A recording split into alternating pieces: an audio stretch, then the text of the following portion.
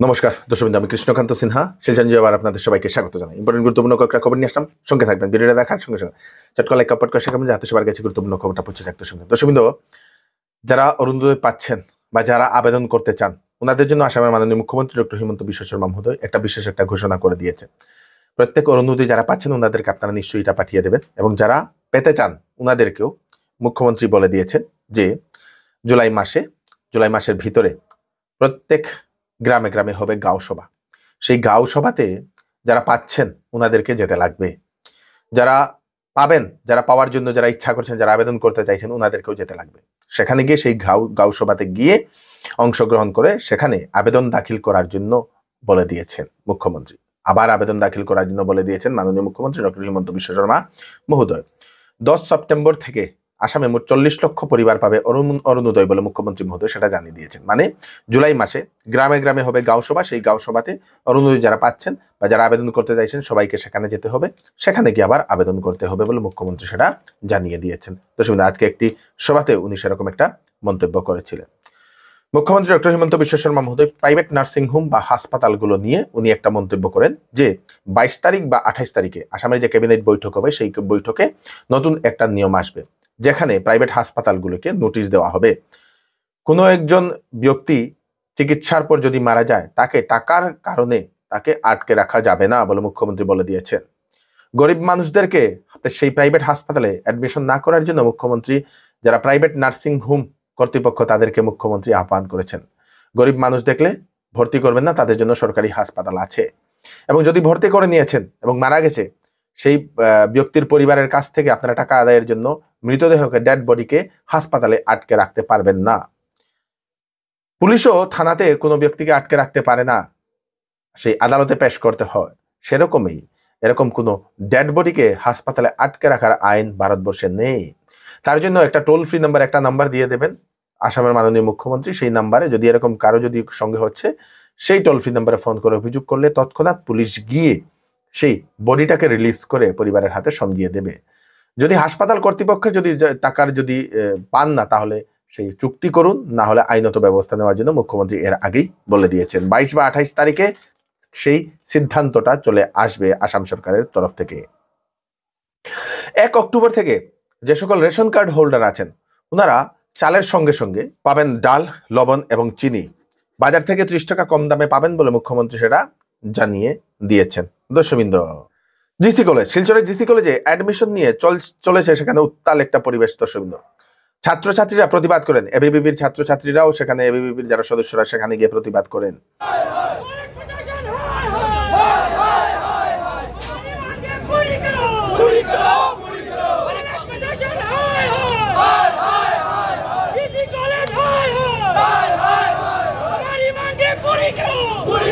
এবিপির তরফ থেকে আমরা ম্যাডাম তারারে, স্যার তারারে মেমোরেন্ডাম দেওয়া হয়েছে। ঠিক আছে, আমরা মেনশন করছিলাম যে আমরা কিছু ডিপার্টমেন্টে সায়েন্স, আর্টস, কমার্সের মধ্যে সিট বাড়ানো হইব। সিট বাড়াইলে তো সিট হইব সবের। প্রবলেমটা একটাই আছিল আমরা, যে টোকেন বাড়িয়েছি।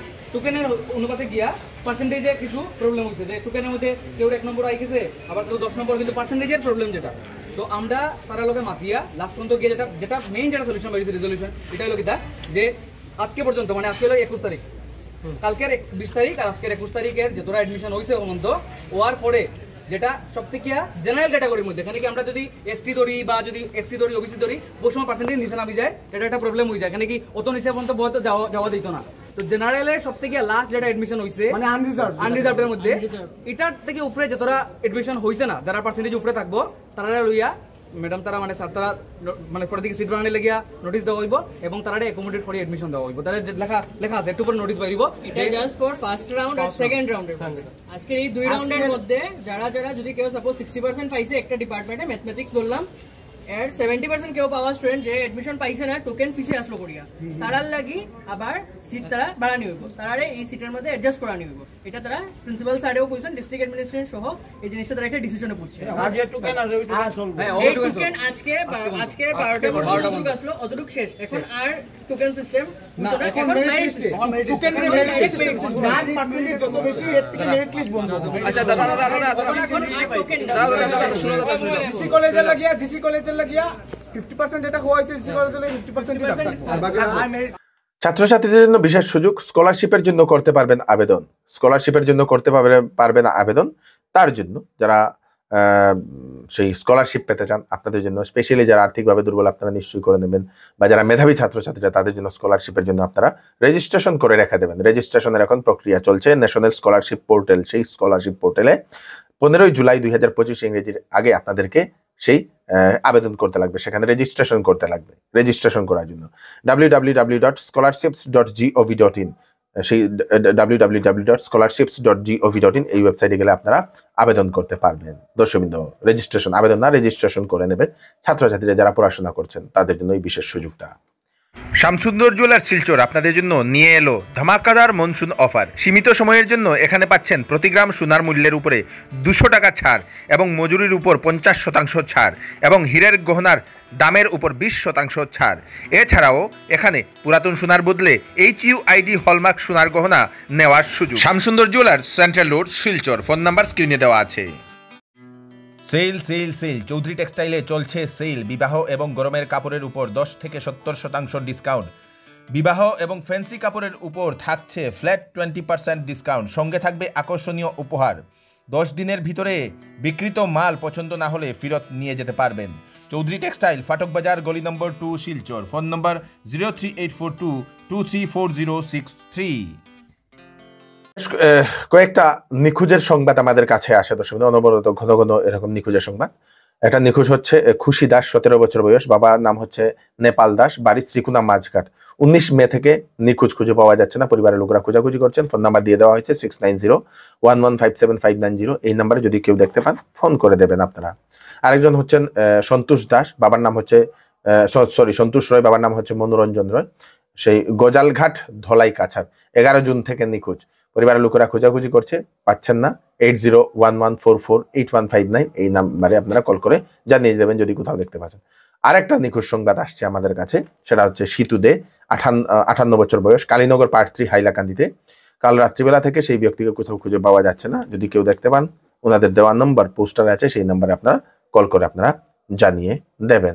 দর্শকবৃন্দ, যে সকল গাড়ি 15 বছর পার হয়ে গেছে, সেই সকল গাড়িগুলোকে সে পেট্রোল দেওয়া হবে না পেট্রোল ডিপোতে, এরকমই একটা জাননী CAQM এর। দর্শকবৃন্দ, সেই পলিউশনের জন্য এই নির্দেশটা সকল পেট্রোল ডিপোদেরকে CAQM সেটা বলে দিয়েছে যে 15 বছর উপর হলে সেই পেট্রোল গাড়ি বা ডিজেল গাড়ি সেইগুলোকে পেট্রোল না দেওয়ার জন্য বলে দিয়েছে। দর্শকবৃন্দ, সরকারের নির্দেশ থাকা সত্ত্বেও প্রকৃত হিতাধিকারীদের PMAY এর জিওটেক ভালোভাবে হয়নি, জীবিকা সখী সেরকম করেনি বলে এরকম একটা অভিযোগ উত্থাপন করেছে কাছাড় জেলার ছোট দুধপাতিল GPর শাস্ত্রীনগর ও বাগান এলাকার লোক। ওনাদের মতে সেই জীবিকা সখী নাকি প্রকৃত হিতাধিকারীর সেই জিওটেক করেননি বলে এরকম অভিযোগ উত্থাপন করেন সেই গ্রামবাসীরা।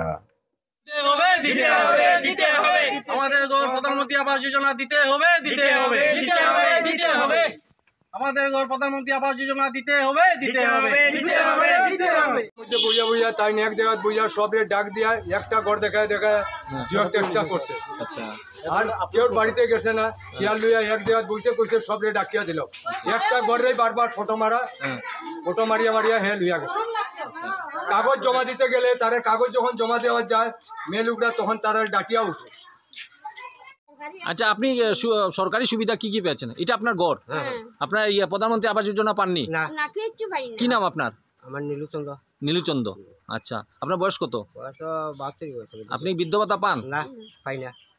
আমরা তো অরুণোদয়ও পাই না। আচ্ছা, একটা ঘরও নাই, একটা ল্যাট্রিনও নাই, একটা কুয়াও নাই, আমরা কিচ্ছু সার পাই না। কিচ্ছু নাই। সরকার থেকে বলতে কিচ্ছু পাইছি না। এখন তো আমার রেকর্ড আছে। আপনি এখানে কত বছর ধরে বাসিন্দা? আমরা বহুত দিন থেকে আমরা 67 থেকে আমি বাসিন্দা। বাসিন্দা আমরা ফারাক থেকেও ঘর পাইছি পাইছেন না? না। আমার ঘরটা আপনি দেখিয়ে যান। আপনার নাম কি? সাবিত্রী রায়। আচ্ছা, আমি একটা নির্ভয়, আমার কেউ নাই। ও, ছেলে মেয়ে? কেউ নাই, এই যে ঘর কত রিস্ক, তাই আমরা কত কষ্ট করিয়া যে কোনো সময় করতে পারি। এটা কি মাটির ঘর? মাটির ঘর। ও, বহুত বিপজ্জনক ঘর। জিওটেক করছে না তাই।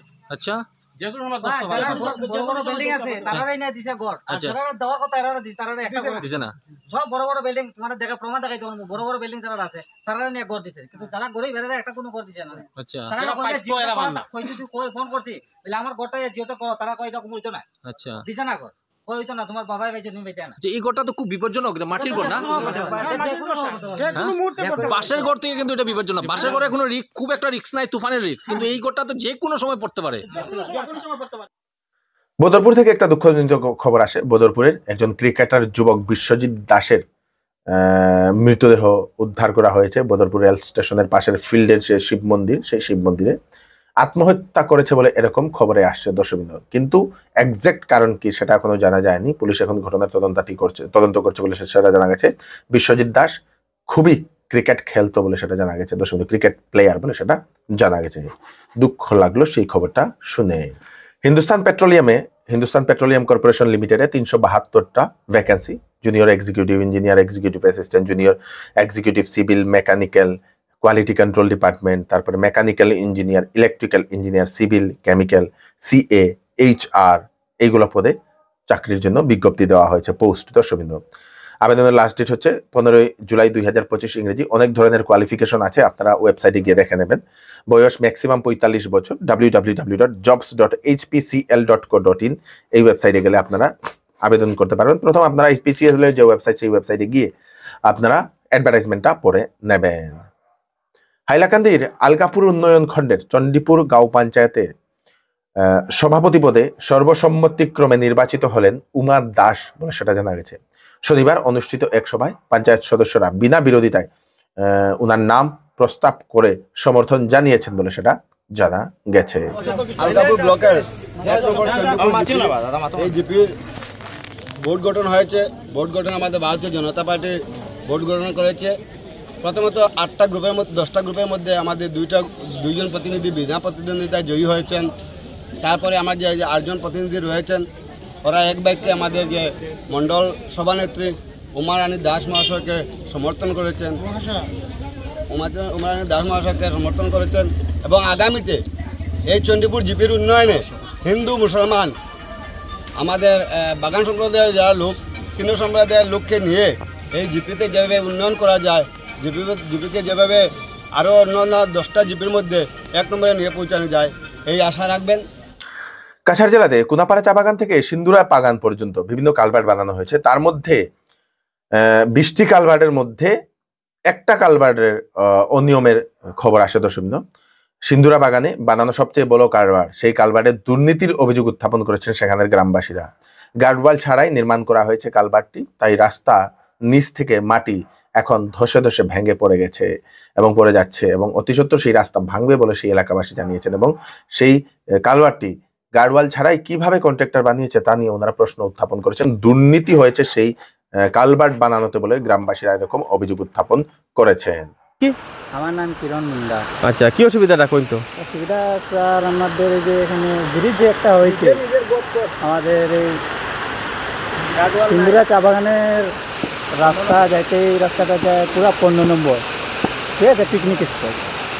এই রাস্তাটা হয়েছে, ব্রিজটা ঠিক আছে, ব্রিজ এখনো ভালো আছে, কিন্তু আমাদের এই যে গার্ডওয়াল যেটা গার্ডওয়াল দিলে কি হয়েছে, জিনিসটা মাটি রাখলে মাটি উঠি বড়িয়া দিচ্ছে। গার্ডওয়াল দিছেনি? না, গার্ডওয়াল দিছে না স্যার, এই দেখেন না।